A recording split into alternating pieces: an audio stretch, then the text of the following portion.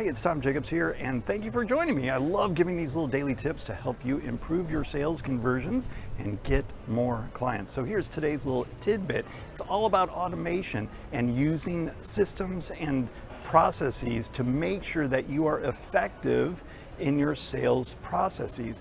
So many salespeople kind of wing it and don't keep track of every little detail that there is to do about sales. And that can be a big mistake.